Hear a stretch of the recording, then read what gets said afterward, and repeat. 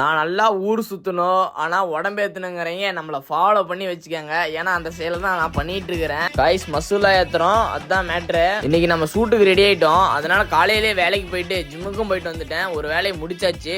காலையில் பேப்பர் படிக்கிறவங்க நினச்சிடாதீங்க, பொம்மை பார்க்குற கேஸ். நான் உங்கள் உடம்ப நல்லா புஜிட்டிக்காக ஏற்றுறதுக்கு முக்கியமான பொருள் இது ரெண்டு தான். ஓட்ஸு, முட்டை, இது ரெண்டையும் வீட்டில் வாங்கி வச்சுக்கோங்க கன்ஃபார்ம்லி. ரெண்டையும் கலந்து சாப்பிட்றதுக்கு ஒரு விதமான கொமட்டல் மாதிரி தான் இருக்கும். இருந்தாலும் நான் ஒரு புது டிஷ் கண்டுபிடிக்கிறேன்.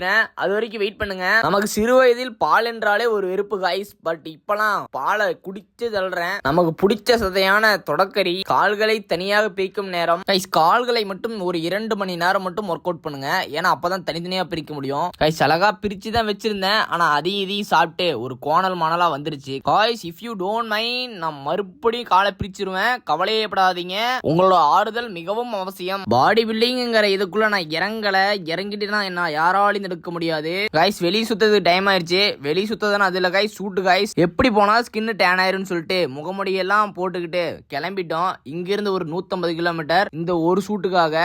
ஐயா ஒரு அரை மணி நேரம் பேசினாரு கைஸ். நமக்கு சூட்டும் பாடி பில்டிங்கும் இரு கண்கள் மாதிரி, ரெண்டையும் பாத்துக்கணும் கைஸ். இல்லைன்னா கோளாறாயிரும். நமக்கு பிடிச்ச இடத்துக்கு போனாலே ஒரு சந்தோஷம் வரும் பாருங்க. அந்த சந்தோஷத்துல தான் நான் இருக்கிறேன் கைஸ். இது ஹோம் மேட் மசாலாவா, அற்புதமா இருந்துச்சு. அப்படியே முழுகுதான் தோணுச்சு, ஆனா முள்ளா இருக்குது கைஸ். கைஸ் நம்ம 2 மீன் சாப்பிட்டு முடிச்சு காமனர் ஆகுது. ஆனா இவங்களுக்கு மீன் சாப்பிட தெரியல கைஸ். நம்ம கைஸ் விரைவில் கத்துக்குவாங்க மீன் சாப்பிட கைஸ். டம்ளரை கூட கழுவாம ஒரு ஃபலூடா கைஸ், அருமையா இருந்துச்சு, இனிப்பா கைஸ். நம்ம பையா நம்மளை பார்த்து ஹிந்திக்காரன் நினைச்சுக்கிட்டாரு.